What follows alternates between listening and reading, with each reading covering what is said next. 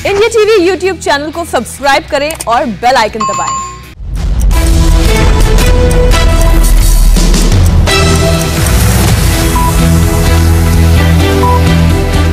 नमस्कार, सुबह के 9 बज गए हैं और 9 बजे की 9 बड़ी खबरों के साथ मैं हूं अमित पालित।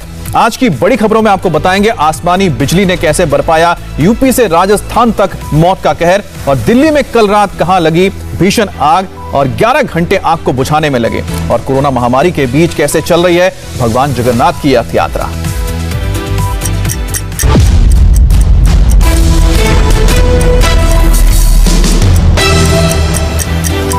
बड़ी खबर, यूपी राजस्थान में बिजली गिरने से 70 लोगों की जान चली गई है, और आकाशीय बिजली गिरने से यूपी में 41 और राजस्थान में 29 लोगों की मौत हुई है। यूपी में प्रयागराज और फिरोजाबाद में बड़ा नुकसान हुआ, तो वहीं राजस्थान में जयपुर, कोटा, झालावाड़ में लोगों की जानें चली गई। तो ये बड़ी खबर आ रही है कि यूपी से लेकर राजस्थान तक 70 लोगों की जान गई है, जिसमें सबसे ज्यादा लोगों की मौत हुई है उत्तर प्रदेश में 41 लोगों की जान गई है। इसके साथ ही राजस्थान में भी 29 लोगों की मौत हो गई है, और कुल मिलाकर आसमानी बिजली गिरने से 70 लोगों की जान गई है।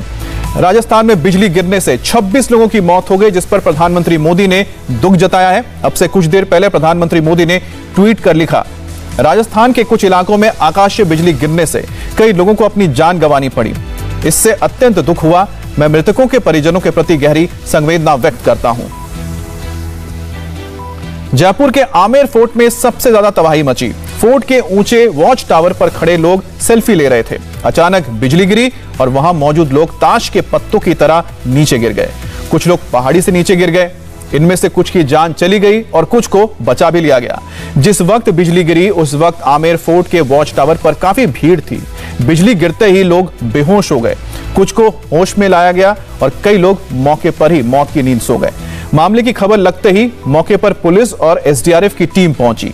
स्थानीय लोगों ने भी घायलों को काफी मदद पहुंचाई, और इस मामले में अब भी दर्जन भर लोग अस्पताल में भर्ती हैं और अपना इलाज करवा रहे हैं। राजस्थान सरकार ने हादसे में जान गंवाने वालों के घर वालों को 5 लाख रुपए मुआवजा देने का ऐलान किया है, और साथ ही घायलों को मदद देने की भी बात कही है। भाइयों, ये आमेर मावटे के सामने ऊपर दरगाह के ऊपर पहाड़ी पे बिजली गिर गई है। यहाँ कई लोग बेहोश पड़े हैं और कई लोग खत्म हो चुके हैं, पर पता नहीं पड़ पा रहा कौन कहाँ का है और कौन कहाँ का नहीं है। अगर ये किसी का भी मिलने वाला हो तो तुरंत आमेर थाने में संपर्क करें। और आपको दिखाते हैं आमेर फोर्ट में जिस जगह बिजली गिरी वो जगह कैसी दिखती है। आमेर फोर्ट के वॉच टावर पर बिजली गिरी। पुराने जमाने में इस वॉच टावर का इस्तेमाल दुश्मन पर निगाह रखने के लिए किया जाता है। काफी ऊंचाई पर होने की वजह से इस जगह पर पर्यटक पहुंचते हैं, क्योंकि यहां से आपको पूरे जयपुर शहर को देखने का मौका मिलता है।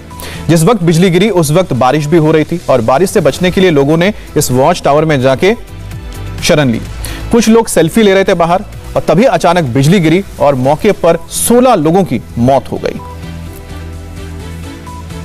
आकाशीय बिजली की वजह से पूरे राजस्थान में कोहराम मचा है। 6 जिले इसकी चपेट में आए हैं। जयपुर के आमेर फोर्ट में 16 लोगों की जान गई। कोटा में 12 से 16 साल के 4 बच्चों की मौत हो गई, जिसमें से 2 सगे भाई थे। धौलपुर में भी 8 से 15 साल के 3 बच्चे बिजली की चपेट में आ गए आकाशीय बिजली की, और दम तोड़ दिया। 12 के केलवाड़ा में खेत पर काम कर रहे बेटे और पिता पर आकाशीय बिजली गिरी, जिसमें बेटे की मौत हो गई। वहीं झालावाड़ में 23 साल के चरवाहे की मौत हो गई।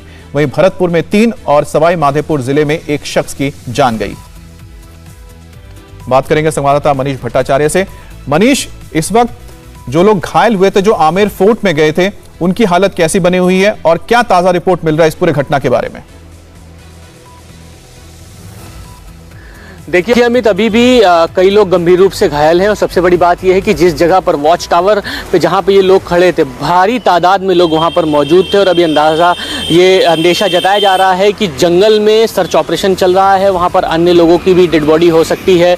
तो 16 लोगों की मौत की पुष्टि जयपुर के पुलिस कमिश्नर आनंद श्रीवास्तव ने कर दिया है। लेकिन अभी मैं बताऊं कि आमेर के पास जहाँ पर ये वॉच टावर है, उस पहाड़ी के आसपास जंगल में एसडीआरएफ की टीम वहाँ पर मौजूद है, जयपुर पुलिस के जवान वहाँ पर मौजूद है, और उस पूरे जंगल इलाके में सर्च ऑपरेशन चल रहा है। क्योंकि जिस वक्त यहाँ पर आकाशीय बिजली गिरी, मौसम सुहाना था, तमाम पर्यटक घूमने आए थे।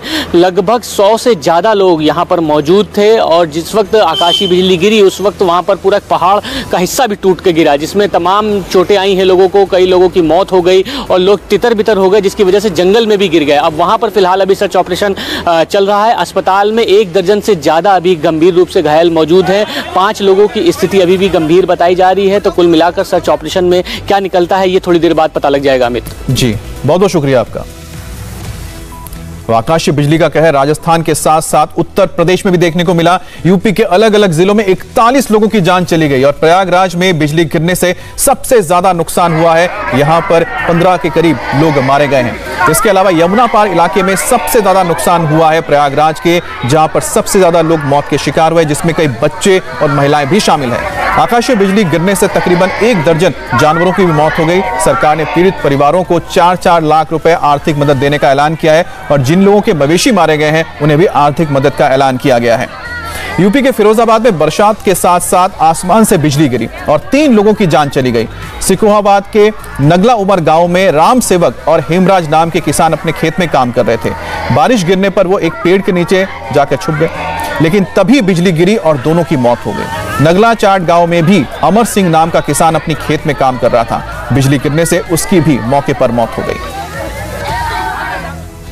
बड़ी खबर दिल्ली के मुंडका इलाके से है, जहां टीकरी कला पीवीसी मार्केट में कल रात 8:45 बजे भीषण आग लग गई। आग को बुझाने के लिए कल रात से ही फायर ब्रिगेड के 200 कर्मचारी लगे रहे। आग इतनी तेजी से फैली कि लोग समझ ही नहीं पाए। इसके बाद मौके पर जब फायर ब्रिगेड के लोग पहुंचे तो वहां पर जाकर उन्होंने काम करना शुरू किया, आग बुझाने की कोशिश शुरू की। हालांकि आग की इस घटना में फिलहाल किसी के मारे जाने की खबर नहीं है और इस अग्निकांड के बाद आसपास के गोदामों को खाली करा लिया गया है। दमकल विभाग के मुताबिक रात 8:45 बजे पीवीसी मार्केट में आग लगी थी। जानकारी मिलने के बाद मौके पर फायर ब्रिगेड की टीम पहुंची। पीवीसी मार्केट में प्लास्टिक का कारोबार होता है और कबाड़ भी रहता है, जिसकी वजह से आग तेजी से फैलती हुई चली गई प्लास्टिक की वजह से, और लोगों को संभलने का मौका तक नहीं मिला। इंडिया टीवी संवाददाता जतिन शर्मा ने मौके पर पहुंचकर हालात का जायजा लिया।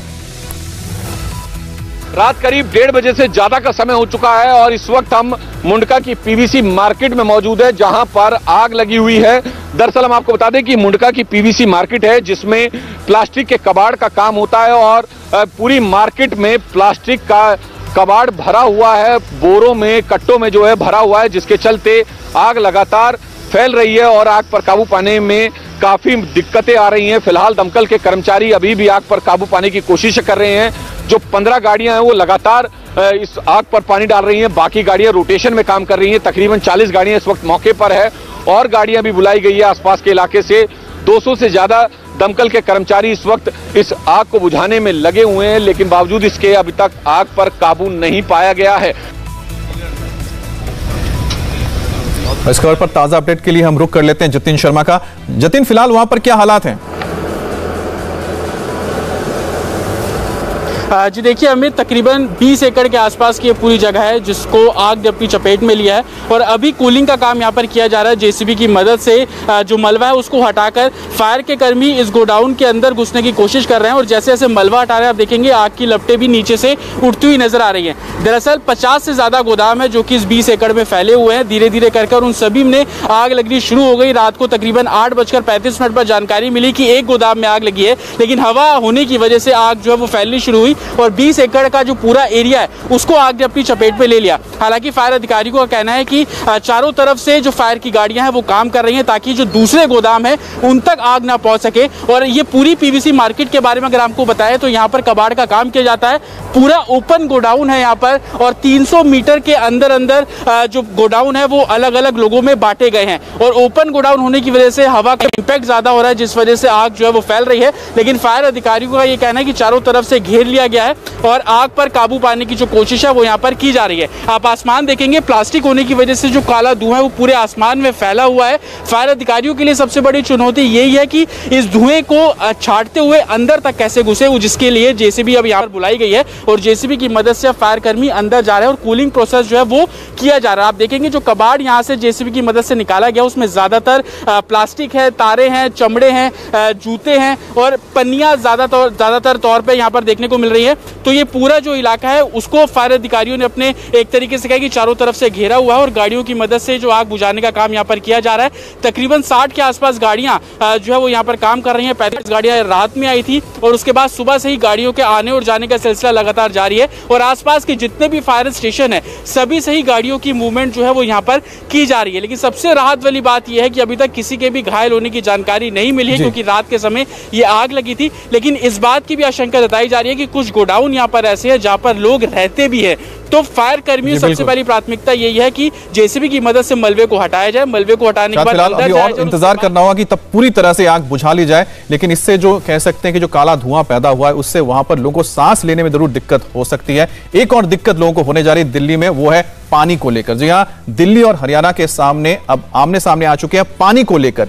दिल्ली जल बोर्ड ने दावा किया है कि दिल्ली को मिलने वाले पानी को हरियाणा की सरकार रोक रही है और यमुना में छोड़ा जा रहा पानी अब तक के सबसे निचले स्तर का है। दिल्ली के पानी के हिस्से को रोके जाने की वजह से वजीराबाद तालाब के वाटर लेवल में गिरावट आई है।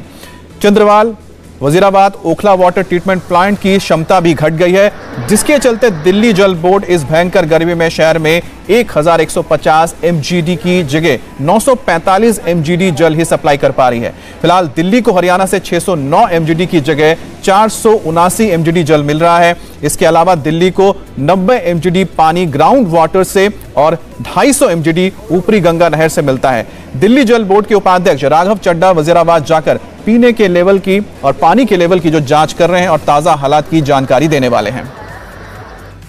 उस पानी में हरियाणा ने भारी कटौती कर ली है, जिसके चलते आज दिल्ली में आज के दिन 100 MGD पानी कम हो गया है, यानी कि 100 मिलियन गैलन्स ऑफ वाटर प्रतिदिन की जो हमारी प्रोडक्शन थी वो घट गई है। 100 MGD की गिरावट देखी गई है दिल्ली के वाटर प्रोडक्शन में। और एक और बड़ी खबर दिल्ली से है, जहां पर पुलिस ने एनकाउंटर के बाद 5 बदमाशों को पकड़ा है। ये पांचों बदमाश बड़ा हिंदू राव में शूटआउट के आरोपी हैं। इन्हीं 5 बदमाशों में इस शूटआउट का मास्टरमाइंड दानिश भी शामिल है। इस शूटआउट में 2 राहगीरों की मौत हो गई थी। पुलिस को जानकारी मिली थी कि शूटआउट में शामिल बदमाश दिल्ली के शास्त्री पार्क इलाके में आने वाले हैं। पुलिस ने ट्रैप लगाया और जैसे ही रविवार देर रात करीब 11:15 बजे बदमाश पहुंचे, उसी वक्त पुलिस ने उनको धर दबोचा। इस एनकाउंटर के बाद 5 आरोपी दानिश, शोएब, सरफराज, सोनू और सत्येंद्र को दिल्ली पुलिस की स्पेशल सेल ने गिरफ्तार किया है। पुलिस के मुताबिक मुठभेड़ में 5 आरोपी घायल हो गए थे, जिसके बाद उन्हें अस्पताल ले जाया गया। 8 जुलाई को बाड़ा हिंदूराव में फिल्मिस्तान के पास प्रॉपर्टी के विवाद में शूटआउट हुआ था, जिसमें 2 राहगीरों की मौत हो गई थी। पुलिस ने इनके 2 साथियों को पहले पकड़ लिया था, लेकिन मास्टरमाइंड दानिश फरार चल रहा था। 15 अगस्त से पहले यूपी के कई शहरों को धमाके से दहलाने की साजिश को एटीएस ने नाकाम कर दिया। लखनऊ के काकोरी से 2 आतंकवादियों को गिरफ्तार किया गया। मिन्हाज अहमद और मसीरुद्दीन अल कायदा के एक ऑर्गेनाइजेशन गजवातुल हिंद के आतंकवादी हैं। यूपी पुलिस ने बताया कि पाकिस्तान के पेशावर में बैठे अलकायदा के handler Umar Halmandi Telegram messaging app के जरिए इनको कमांड देता था और लखनऊ में अंसार गजवातुल हिंद के आतंकी उसे पूरा करने का मंसूबा रखते थे। ये आतंकवादी फिदायनी हमला करने की तैयारी में थे। गिरफ्तार आतंकवादियों के कब्जे से प्रेशर कुकर बॉम्ब और बारूद भी बरामद किया गया है। इसके अलावा कई असले भी मिले हैं। आतंकियों से पूछताछ के दौरान बड़े खुलासे भी हुए। एटीएस को कुछ और संदिग्धों के बारे में जानकारी मिली है, जिनकी गिरफ्तारी के लिए अब छापेमारी की जा रही है। हमारे साथ संवाददाता विशाल प्रताप सिंह मौजूद है। विशाल, एक बड़ी कामयाबी जरूर है, लेकिन साथ में जो लिंक्स पता लग रहे हैं उसको लेकर अब क्या जानकारी है? कितने और लोग यहां पर फैले हुए इनके नेटवर्क के? देखिए अमित, इस पूरे मामले में जो सबसे अहम बात है वो ये है कि अलकायदा के 2 आतंकी गिरफ्तार तो कर लिए गए हैं, लेकिन जिस तरीके से ये बात भी सामने आई है कि काकोरी में जिस तरीके से बड़ी बरामदगी हुई है एक्सप्लोजिव्स की, ये भी जानकारी मिली है कि कल रेड काकोरी के अलावा मलिहाबाद में हुई थी। इसके अलावा पश्चिमी उत्तर प्रदेश के कई सारे शहरों में रेड लगातार चल रही है एटीएस की अलग अलग एजेंसीज के साथ। तो दिल्ली पुलिस की स्पेशल सेल भी जल्द ही लखनऊ को आएगी ताकि इन आतंकियों से पूछताछ की जा सके। लेकिन सबसे बड़ा सवाल यही है कि आखिर जो लोग इनके साथ और मौजूद थे घर में पुलिस रेड से पहले जो भाग से कामयाब हो गए, उनका आखिर रोल क्या था? वो एक्टिव मेंबर थे या फिर मदद करने वाले थे, लॉजिस्टिक्स पहुंचाने वाले थे? यही कुछ सवाल है जिसको लेकर के जो एजेंसीज हैं वो लगातार छापेमारी कर रही हैं और ये उम्मीद की जा सकती है कि 1 से 2 दिन में पूरे नेटवर्क को तोड़ने के लिए पूरे देश भर में जिस तरीके से लगातार न सिर्फ पूछताछ का दौर चल रहा है बल्कि लगातार एजेंसीज एटीएस के साथ मिलकर के रेड भी कर रही है, तो ये उम्मीद की जा सकती है कि आज से लेकर के कल तक यानी कि 48 सबसे बड़ा काम यही होगा कि इनके लिंक्स को खंगालना और इनके नेटवर्क में जो लोग हैं उनको भी धर दबोचना। बहुत बहुत शुक्रिया आपका। लॉकडाउन की वजह से यूपी और बिहार में सीएम के जनता दरबार बंद हो गए, जिन्हें आज से फिर से खोला जा रहा है। उत्तर प्रदेश में सीएम योगी आदित्यनाथ आज फिर से जनता दरबार लगाएंगे, लोगों की समस्याएं सुनेंगे, उनसे तत्काल निजात दिलाने के लखनऊ में अपने सरकारी आवास पर योगी रोजाना 1 घंटे फरियाद सुनेंगे। अब से सुबह 9 से लेकर 10 बजे तक लगने वाले इस जनता दरबार को लॉकडाउन के कारण बंद किया गया था। सीएम योगी आदित्यनाथ ही नहीं बल्कि बिहार में 5 सालों बाद नीतीश कुमार ने जनता दरबार लगाने का फैसला किया है और पटना में आज से जनता दरबार अब से हर महीने के पहले और दूसरे तीसरे सोमवार को सुबह 11 बजे लगा करेगा। जनता दरबार में शामिल होने के लिए RT-PCR टेस्ट की नेगेटिव रिपोर्ट साथ लाना जरूरी होगा। आज से भगवान जगन्नाथ की रथ यात्रा की शुरुआत हो रही है। जगन्नाथपुरी और अहमदाबाद दोनों जगहों पर यात्रा निकाली जा रही है। कोरोना महामारी के चलते ये दूसरी बार है जब श्रद्धालुओं को इसमें मौजूद रहने की इजाजत नहीं मिली है, लेकिन इसके बावजूद लोगों के अंदर जोश जरूर है। इस मौके पर उड़ीसा के जगन्नाथपुरी में हजारों श्रद्धालुओं का सैलाब उमड़ता था, लेकिन कोरोना संक्रमण के चलते ऐसा नहीं हो पा रहा है। जगन्नाथ मंदिर से गुंडीचा मंदिर तक के 3 किलोमीटर की यात्रा मार्ग को कर्फ्यू लगा दिया गया है, लेकिन आप देख सकते हैं जो तस्वीरें आ रही हैं वो बहुत ही आकर्षक है। इस पूरे दृश्य को आप इन चारों तस्वीरों से समझ सकते हैं, जहां पर अलग अलग इलाकों में जैसे कि अहमदाबाद हो गया, जगन्नाथपुरी हो गया, यहां पर रथ यात्रा को लेकर जो लोग इसमें शामिल हो सकते हैं कम से कम वो बेहद खुश हैं। हालांकि इसमें जो आम लोग श्रद्धालु जा सकते थे वो नहीं जा पा रहे हैं। पुजारी, पुरोहित और जो सेवक हैं वही इसमें शामिल हो सकते हैं। एक तस्वीर आपको यहाँ पर गृह मंत्री अमित शाह की नजर आ रही होगी, जो अहमदाबाद के जगन्नाथ मंदिर पहुंचे थे। उन्होंने मंगला आरती में हिस्सा लिया, उन्होंने पूजा अर्चना की। और दूसरी तस्वीर आप देख रहे हैं पुरी की, पुरी जगन्नाथपुरी, जहाँ पर सुभद्रा, बलराम और भगवान जगन्नाथ तीनों के रथ सजाए हुए हैं और अब से थोड़ी देर बाद इनको यहाँ से 3 किलोमीटर दूर गुंडीचा मंदिर तक ले जाया जाएगा। तो ये अहमदाबाद की तस्वीर, मंगला आरती की तस्वीर आप देख रहे हैं और मुख्यमंत्री रूपानी वो भी मौजूद थे इस रथ यात्रा के दौरान। गृह मंत्री अमित शाह आज अहमदाबाद में रथ यात्रा शुरू होने से पहले सुबह मंगला आरती में शामिल हुए। मंगला आरती सुबह 4:30 बजे होती है। अमित शाह अपने परिवार के साथ भगवान जगन्नाथ का आशीर्वाद लेने पहुंचे। अमित शाह लगभग हर साल इस यात्रा के समारोह में शरीक होते हैं और इस साल कोविड के चलते कड़े नियमों के बीच यात्रा निकाली जा रही है।